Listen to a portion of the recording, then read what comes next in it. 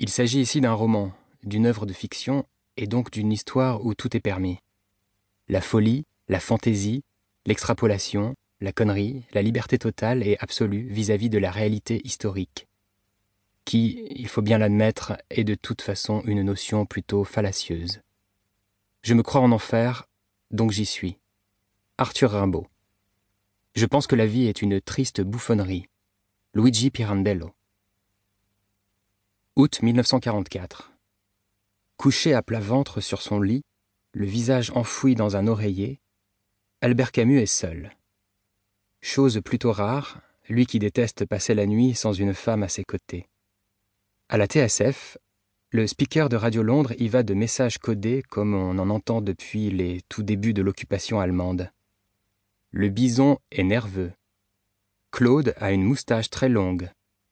Le fantôme n'est pas avare. Les yeux de Julie. Puis le général de Gaulle lui-même prend la parole. La bataille suprême est engagée. Après tant de combats, de fureur, de douleur, voici venu le choc décisif.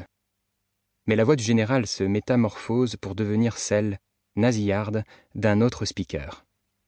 Celui-ci relate le meurtre d'un écrivain français par un membre de la milice. Le milicien s'est introduit dans sa chambre.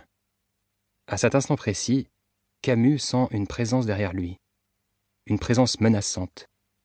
Il s'agit du milicien, pas de doute.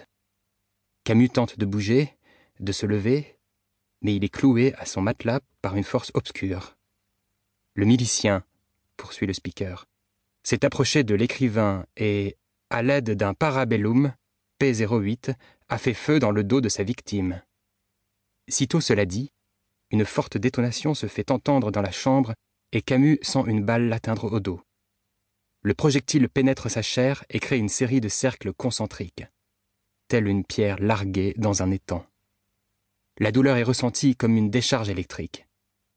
Camus pousse un cri et se dresse dans son lit. Le sang bat à ses tempes.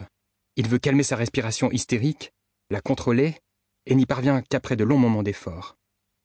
Bien qu'il ne croie pas aux rêves prémonitoires, il ne peut être qu'anxieux. Béard veut bel et bien sa mort. De nouveau, Camus se demande pourquoi il est détenu dans cette chambre, cette cage, cette cellule. Pourquoi il est séquestré contre son gré, alors qu'il n'a rien fait d'illégal, de mal. Au contraire, accusé de rien, coupable de rien, et pourtant emprisonné, il se tue à le répéter à Ève. Camus va à la fenêtre. C'est le blackout à cause des bombardements de l'aviation alliée. Comme à chaque nuit. Pas un seul lampadaire allumé. En plus, le ciel cette nuit est couvert. Aucune lumière, donc pas même celle de la lune. La noirceur est totale. Les 21 points de la milice. Janvier 1943. Contre l'égoïsme bourgeois. Pour la solidarité française. Contre le scepticisme. Pour la foi. Contre l'apathie. Pour l'enthousiasme. Contre la routine. Pour l'esprit d'initiative. Contre l'influence. Pour le mérite. Contre l'individualisme. Pour la société. Contre l'ancienneté. Pour la valeur. Contre l'anarchie. Pour la discipline. Contre l'égalitarisme. Pour la hiérarchie. Contre la vaine liberté. Pour les vraies libertés. Contre la démagogie. Pour la vérité. Contre la démocratie. Pour l'autorité. Contre le trust. Pour le métier. Contre le capitalisme international. Pour le corporatisme français. Contre la tutelle de l'argent. Pour la primauté du travail.